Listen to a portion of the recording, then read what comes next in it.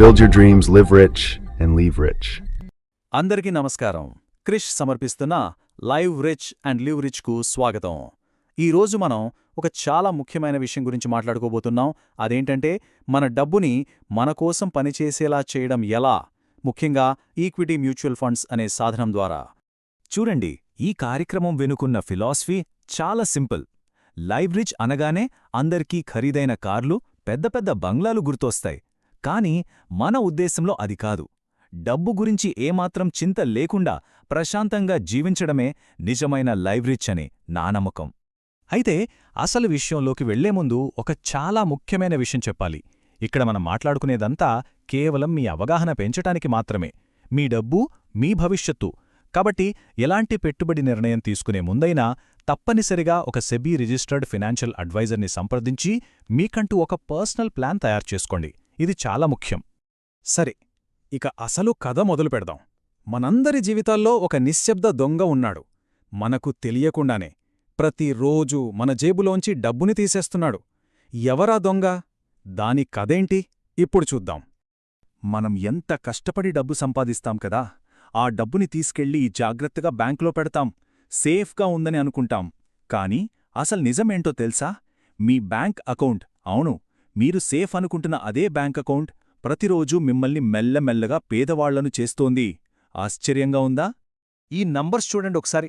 ఇక్కడే ఉంది అసలు సమస్య. ద్రవ్యోల్బణం అంటే సింపుల్గా చెప్పాలంటే ధరల పెరుగుదల. అది సగటున 7% ఉంది. మరి మన డబ్బుకి బ్యాంక్ ఎంత వడ్డీ ఇస్తోంది? మహా అయితే 3%. లెక్క చాలా సింపుల్ కదా. 7% పెరుగుతున్న ఖర్చులకి 3% మాత్రమే వస్తున్న రాబడికి మధ్య 4% గ్యాప్ ఉంది. అంటే ప్రతి ఏటా మన డబ్బు విలువ 4% చొప్పున ఆవిరైపోతోంది. దీన్నే కొనుగోలు శక్తి తగ్గిపోవడం అంటారు. ఒక చిన్న ఉదాహరణతో చెప్తాను, చాలా ఈజీగా అర్థమవుతుంది. ఈరోజు మీ జేబులో ఉన్న 100 రూపాయలతో 1 లీటర్ పెట్రోల్ కొట్టించగలరు, కరెక్టేనా? సరే, ఇదే పరిస్థితి కంటిన్యూ అయితే సరిగ్గా 10 ఏళ్ల తర్వాత అదే 100 రూపాయల నోటుతో మీరు బహుశా 1/2 లీటర్ పెట్రోల్ మాత్రమే కొనుక్కోగలరు. చూడండి, నోటు మారలేదు, 100 వందే, కానీ దాని విలువ, దాని శక్తి సగానికి పడిపోయింది. ఇది అసలైన రిస్క్ అంటే. సరే, మరి ద్రవ్యోల్బణం అనే నిశ్శబ్ద దొంగ నుంచి మన డబ్బును కాపాడుకోవడం ఎలా? దానికి సమాధానం మనం తీసుకోవలసిన ఒకే ఒక్క ఫండమెంటల్ నిర్ణయంలో ఉంది. అదేంటంటే, మనం డబ్బుకి సంబంధించి అప్పిచ్చేవారిగా ఉండాలా, లేక యజమానులుగా మారాలా? ఈ రెండిటికీ ఉన్న తేడా ఏంటో చూద్దాం. అప్పిచ్చేవారు అంటే మనం మన డబ్బుని ఎఫ్డీల రూపంలో బ్యాంకులకిస్తాం. ఇది చాలా సేఫ్ జర్నీ, గ్యారంటీ రిటర్న్స్ వస్తాయి. కానీ ఈ దారిలో వెళ్తే మన గమ్యం ఎప్పటికీ మిడిల్ క్లాస్గానే ఉండిపోతుంది. ఇక రెండో దారి యజమానిగా మారడం. అంటే దేశంలోని గొప్ప గొప్ప వ్యాపారాల్లో భాగస్వామి అవ్వడం. అవును, ఈ దారిలో రిస్క్ ఉంటుంది, మార్కెట్ ఒడుదుడుకులుంటాయి. కానీ నిజమైన సంపదను సృష్టించాలంటే ఉన్న ఏకైక మార్గం ఇదే. అయితే యజమానిగా మారడమెలా? మన దగ్గర లక్షల కోట్లు లేవు గదా అని అనుకోవచ్చు. అక్కడే మనకు ఈక్విటీ మ్యూచువల్ ఫండ్స్ సాయపడతాయి. కాన్సెప్ట్ చాలా సింపుల్. మనలాంటి ఎంతోమంది చిన్న చిన్న ఇన్వెస్టర్ల దగ్గర్నుంచి డబ్బును ఒకచోట చేర్చి, ఒక ఎక్స్పర్ట్ అంటే ఫండ్ మేనేజర్ ఆ డబ్బును ఇండియాలోని టాప్ కంపెనీల షేర్లలో పెడతారన్నమాట. దీనివల్ల మనం కూడా ఆ పెద్ద పెద్ద కంపెనీల్లో ఒక చిన్న యజమానిగా, అంటే ఒక చిన్న పార్ట్నర్గా మారిపోతాం. దీని వెనకున్న అసలైన ఐడియా ఇదేనండి. మనం ఒక ఈక్విటీ మ్యూచువల్ ఫండ్లో ఇన్వెస్ట్ చేస్తున్నామంటే మనం కేవలం కొన్ని షేర్లు కొంటున్నట్టు కాదు. మనం ఇండియా గ్రోత్ స్టోరీ మీద నమ్మకం ఉంచుతున్నాం. మనం భారతదేశ భవిష్యత్తు మీద బెట్ కడుతున్నాం. ఆలోచించండి, దేశం అభివృద్ధి చెందితే ఈ కంపెనీలు ఇంకా ఎక్కువ లాభాలు సంపాదిస్తాయి. వాళ్లు యజమానులు కాబట్టి వాళ్ల లాభాలు పెరిగితే మన సంపద కూడా పెరుగుతుంది. సింపుల్. ఓకే, యజమానిగా మారాలనే నిర్ణయం తీసుకున్నాం, చాలా మంచిది. ఇప్పుడు మన ఇన్వెస్ట్మెంట్ జర్నీకి సరైన వెహికల్ని, అంటే మనకు సెట్ అయ్యే మ్యూచువల్ ఫండ్ ఏంటో చూద్దాం. సాధారణంగా మనకు 3 రకాల ఆప్షన్స్ ఉంటాయి. మొదటిది లార్జ్ క్యాప్ ఫండ్స్. వీటిని మనం ఏనుగులు అనుకుందాం. దేశంలో ఉన్న అతిపెద్ద బలిష్టమైన కంపెనీలన్నమాట. చాలా స్థిరంగా ఉంటాయి, కానీ కాస్త నెమ్మదిగా ఎదుగుతాయి. రెండోవి mid and small cap funds. ఇవి అడవిలోని చిరుతపులల్లాంటివి. చాలా వేగం, అంటే రిటర్న్స్ అద్భుతంగా ఉంటాయి, కానీ అంతే రిస్క్ కూడా.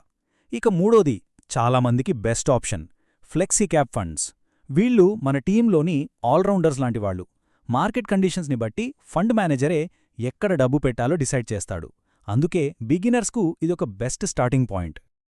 అయితే ఇక్కడొక గోల్డెన్ రూల్ ఉంది. దీన్ని మాత్రం అస్సలు మర్చిపోవద్దు. ఈక్విటీ ఇన్వెస్టింగ్ అనేది ఒక మ్యారథాన్, 100 మీటర్ల పరుగు పందెం కాదు. 5 నుంచి 7 సంవత్సరాల కంటే ఎక్కువ టైం ఉన్న లక్ష్యాల కోసం మాత్రమే ఇది. అంటే మీ రిటైర్మెంట్ ప్లానింగ్, పిల్లల ఉన్నత చదువులు, ఇలాంటి వాటి కోసం. అంతేకాని వచ్చే ఏడాది వెళ్లే హాలిడే ట్రిప్ కోసం ఈక్విటీలో పెట్టారనుకోండి, అది చాలా ప్రమాదం. ఇప్పుడు మనం ఇప్పటిదాకా నేర్చుకున్న విషయాల్ని 2 రియల్ లైఫ్ కథల ద్వారా చూద్దాం. ఒకరు సహనంతో, ఇంకొకరు భయంతో ఎలా ప్రయాణించారో చూస్తే మనకే అర్థమవుతుంది. మొదటి కథ సురేష్ది. సురేష్ తన కూతురి పెళ్లి కోసం దాచిన 5 లక్షల రూపాయలని పెళ్లికి సరిగ్గా 1 సంవత్సరం ముందు ఈక్విటీ ఫండ్లో పెట్టాడు. పాపం ఆయన టైం బాగోలేక మార్కెట్ ఒక్కసారిగా 20% క్రాష్ అయింది. తన కళ్ల ముందే కూతురి పెళ్లి డబ్బులు కరిగిపోతుంటే తట్టుకోలేకపోయాడు. భయంతో ఆ నష్టానికే అమ్ముకుని బయటకొచ్చేశాడు. చూడండి, సురేష్ చేసిన తప్పేంటి? తన లక్ష్యం షార్ట్ టర్మ్, కానీ తాను ఎంచుకున్న వెహికల్ లాంగ్ టర్మ్. అదే అసలు సమస్య. ఇప్పుడు రెండో కథ అంజలిది. అంజలి లక్ష్యం తన రిటైర్మెంట్. దానికింకా 20 సంవత్సరాల టైముంది. తను కూడా 5 లక్షల రూపాయలతో ఒక ఫ్లెక్సీ క్యాప్ ఫండ్లో మొదలుపెట్టింది. తన జర్నీలో కూడా ఎన్నో తుఫానులొచ్చాయి. 2008లో పెద్ద ఆర్థిక మాంద్యం, 2020లో కరోనా క్రాష్. ఇలా మార్కెట్ పడిపోయిన ప్రతిసారీ అంజలి ఏమీ చేయలేదు. జస్ట్ తన ఇన్వెస్ట్మెంట్ని అలానే వదిలేసింది. ఎందుకంటే తన టార్గెట్ చాలా దూరంలో ఉందని తనకు తెలుసు.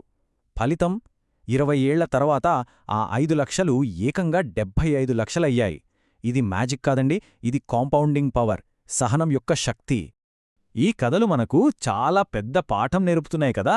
సరే, ఇక థియరీ నుంచి యాక్షన్లోకి దిగుదాం. మీరు మీ ఇన్వెస్ట్మెంట్ జర్నీని మొదలుపెట్టడానికి ఒక సింపుల్ 4 స్టెప్ చెక్లిస్ట్ ఇక్కడ ఉంది. మీరు ఈ 4 సింపుల్ స్టెప్స్ ఫాలో అయితే చాలు. Step 1, time check. మీరు పెట్టబోయే డబ్బు మీకు 5 ఏళ్లలోపు అవసరమా? అవును అయితే ఇక్కడే ఆగిపోండి. కాదు, 5 ఏళ్ల కన్నా ఎక్కువ టైం ఉంది అనుకుంటే స్టెప్ 2కి వెళ్ళండి. Step 2, category selection. మీరు బిగినర్ అయితే ఒక ఇండెక్స్ ఫండ్తో గానీ లేదా ఫ్లెక్సీ క్యాప్ ఫండ్తో గానీ స్టార్ట్ చేయండి.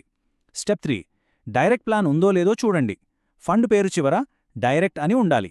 దీనివల్ల మీరు అనవసర కమిషన్లు సేవ్ చేసుకుంటారు. ఫైనల్గా స్టెప్ 4, ఒక ఎస్ఐపి స్టార్ట్ చేయండి. సరైన సమయం కోసం ఎదురుచూడొద్దు. ప్రతి నెల ఒకే తారీఖున ఒక ఫిక్స్డ్ అమౌంట్ ఇన్వెస్ట్ చేయడమే విజయానికి రహస్యం. ఓకే, ఆల్మోస్ట్ మనం చివరికొచ్చేసాం. ఈ మొత్తం చర్చలో మనం నేర్చుకున్న కీలకమైన పాఠాలేంటో ఒకసారి గుర్తు చేసుకుందాం. ఇవి మన ఇన్వెస్టింగ్ జర్నీకి పునాదిలాంటివి. ఈ 5 పాయింట్లు ఎప్పుడూ గుర్తుంచుకోండి. 1, ఓనర్షిప్తోనే సంపద సృష్టించగలం, అప్పివ్వడంతో కాదు. 2, మార్కెట్లో వచ్చే ఒడిదుడుకులు, అది మనం ఎక్కువ రిటర్న్స్ కోసం చెల్లించే ఫీజులాంటిది. 3, సమయమే రిస్క్కి అసలైన మందు. ఎక్కువ కాలం ఇన్వెస్ట్ చేస్తే రిస్క్ ఆటోమేటిక్గా తగ్గిపోతుంది. 4, ద్రవ్యోల్బణమనే రాక్షసిని చంపగలిగే ఆయుధం ఈక్విటీ మాత్రమే. ఇక 5వది, అన్నింటికన్నా ముఖ్యమైనది, ఎంత త్వరగా మొదలుపెడితే అంత మంచిది. వెళ్లే ముందు ఒక్కసారి ఆలోచించండి. ప్రపంచంలో ఉన్న గొప్ప గొప్ప ధనవంతులెవరైనా వాళ్లు తమ డబ్బును బ్యాంకుల్లో ఎఫ్డీలు చేసి ధనవంతులయ్యారా? లేక గొప్ప గొప్ప వ్యాపారాలకు యజమానులుగా మారి ధనవంతులయ్యారా? సమాధానం మనందరికీ తెలుసు. మనం కూడా ఆ సంపద మార్గాన్నే అనుసరిద్దాం. ఈ టాపిక్ మీద మీకు ఇంకా వివరాలు కావాలంటే డిస్క్రిప్షన్లో ది లెగసీ డైరీ లింక్ ఉంది, తప్పకుండా చెక్ చేయండి. ఈరోజు మనం మాట్లాడుకున్న విషయాలు మీకు ఉపయోగపడ్డాయని ఆశిస్తున్నాను. మీకు నచ్చితే లైక్ చేయండి, మీ ఫ్రెండ్స్ అండ్ ఫ్యామిలీతో షేర్ చేయండి. ఇంకా మన ఛానల్కు సబ్స్క్రైబ్ చేసుకోండి. మళ్ళీ మరొక మంచి టాపిక్తో కలుద్దాం. మీ Krish, live rich and leave rich.